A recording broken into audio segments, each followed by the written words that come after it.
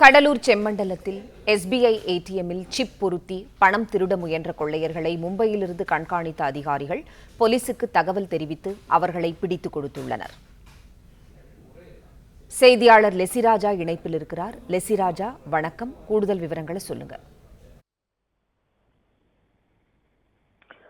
கடலூர் செம்மண்டலம் பகுதியில் தேசிய மையமாக்கப்பட்ட வங்கி சொந்தமான ATM மையம் அமைந்துள்ளது. இந்த மையத்தில் உள்ள ATM இயந்திரத்தில் பணம் வெளியே வரும் பகுதியில் மர்ம நபர்கள் சிப் ஒன்றை பொருத்தி நூதன முறையில் திருட முயன்றுள்ளார்.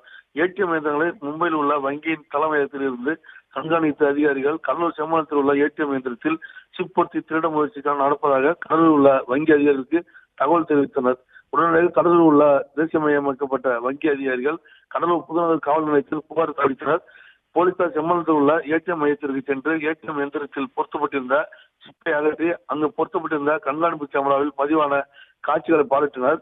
அப்போது வட மாநிலத்தைச் சேர்ந்த 2 வாலிபர்கள் அங்கு சந்தேகத்துக்கு இடமான வகையில் வந்து சென்றது தெரிய வந்தது. இதையடுத்து போலீசார் உத்தரப்பிரதேச மாநிலத்தைச் சேர்ந்த 2 வாலிபர்களை பிடித்து விசாரணை நடத்தி வருகின்றனர். இச்சம்பவம் கடலூர் பெரும் பரபரப்பை ஏற்படுத்தியுள்ளது.